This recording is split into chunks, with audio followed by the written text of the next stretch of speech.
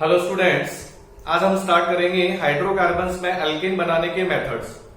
पिछले वीडियोस में मैंने हाइड्रोकार्बन्स का जनरल इंट्रोडक्शन दिया, एल्केन, एल्कीन, एल्केन के बारे में हमने बताया। उसी में हम आगे बढ़ते हैं कि एल्केन्स को हम कैसे कैसे बना सकते हैं, और एल्केन्स को बनाने के सभी मेथड्स को मैंने एक चार्ट के थ्रू यहाँ पर रिप्रेजेंट किया है। और सबसे फर्स्ट मैं देखता हूं यहाँ पर एल्काइल हैलाइड से एल्केन, और एल्काइल हैलाइड का हम क्या करेंगे यहाँ पर रिडक्शन, और रिडक्शन करेंगे मेटल प्लस एसिड की प्रेजेंस में, और जिससे हमें क्या मिलता है एल्केन।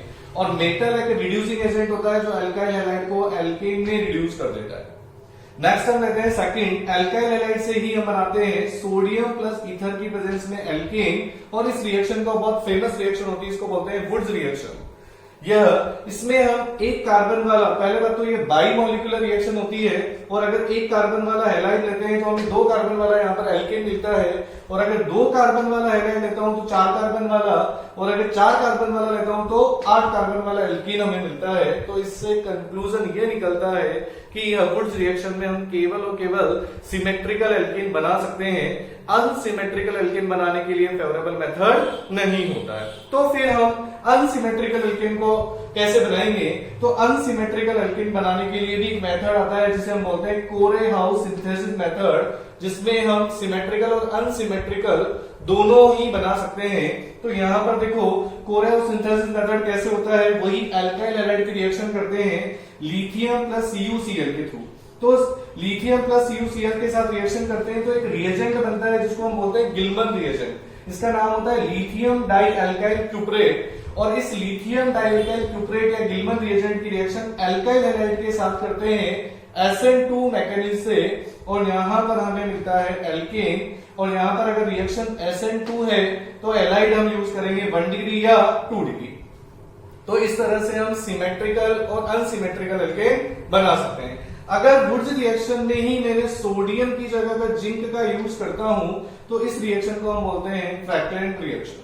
तो इस तरह से हम एल्काइल हैलाइड से एल्केन बना सकते हैं। सबसे पहले रिडक्शन, फिर सेकंड वुड्स रिएक्शन, और वुड्स रिएक्शन में सोडियम की जगह पर जिंक लेते हैं तो इसको बोलते हैं फ्रैक्लेंट रिएक्शन। और ये लास्ट रिएक्शन आता है जिसमें हम सिमेट्रिकल और अनसिमेट्रिकल दोनों एल्केन बना सकते हैं, जिसको हम बोलते हैं कोरे-हाउस सिंथेसिस मेथड।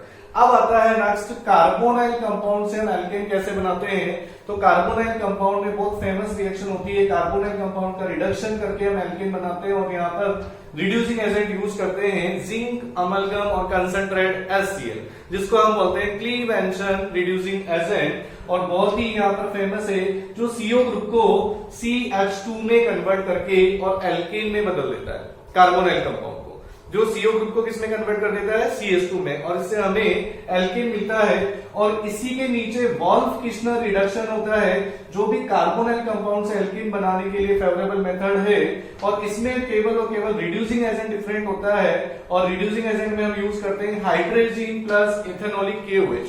दोनों मेथड से ही हम यहाँ पर CO ग्रुप को एल्केन में कन्वर्ट कर सकते हैं। दोनों मेथड से ही हम बना सकते हैं। अब दोनों में मेन डिफरेंस क्या आता है, तो ये एसिड सेंसिटिव कंपाउंड के लिए फेवरेबल नहीं होता। ऐसे कंपाउंड का रिडक्शन हम वॉल्फ-किश्नर से करते हैं, और ये बेस सेंसिटिव कंपाउंड के लिए सुटेबल नहीं होता। ऐसे कंपाउंड का रिडक्शन हम करते हैं क्लीवेंशन रिडक्शन से। उसके बाद हम लेते हैं कार्बोक्सिलिक एसिड से हम एल्केन कैसे बनाते हैं। तो यहाँ पर दो मेथड का मैंने डिस्कशन किया है। एक तो लेते हैं decarboxylation by soda lime, और दूसरा हम लेते हैं कॉल्बे इलेक्ट्रोलाइसिस रिएक्शन।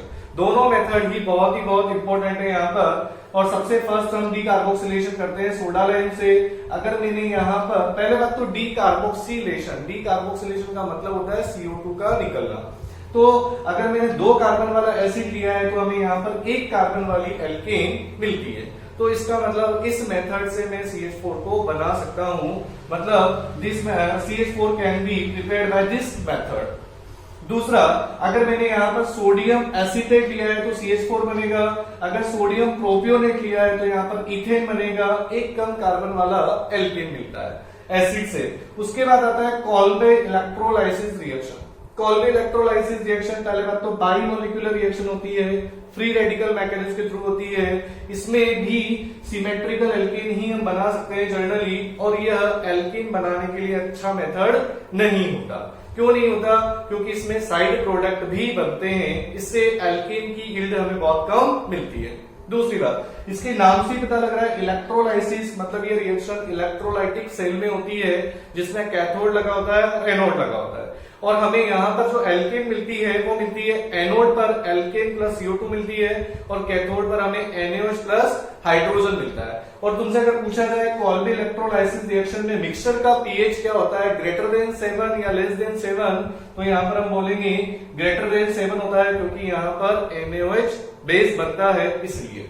उसके बाद नेक्स्ट रिएक्शन हम लेते हैं यहाँ पर ग्रिग्नार रिएजेंट के साथ, और ग्रिग्नार रिएजेंट यहाँ पर एज ए बेस की तरह बिहेव करता है। पहले बात तो ग्रिग्नार रिएजेंट होता क्या है, तो RMgX को हम ग्रिग्नार रिएजेंट बोलते हैं, जिसमें R पर नेगेटिव चार्ज होता है और ये यहाँ पर एक बेस की तरह बिहेव करेगा, और जिसमें एसिडिक हाइड्रोजन होती है उनके साथ रिएक्शन करके ये एल्केन बनाता है। अब acidic hydrogen more electronegative atom से अटैच्ड हाइड्रोजन, जैसे यहाँ पर H2O में ऑक्सीजन से हाइड्रोजन जुड़ी हुई है, यहाँ पर अल्कोहल में ले लो, अमोनिया में ले लो, या एल्काइन में ले लो, एल्काइन में ट्रिपल बॉन्डेड कार्बन से जुड़ी हाइड्रोजन एसिडिक हाइड्रोजन होगी, जो Gr के साथ रिएक्शन करके और एल्केन बनाती है, और इस रिएक्शन को हम बोलते हैं एसिड बेस रिएक्शन।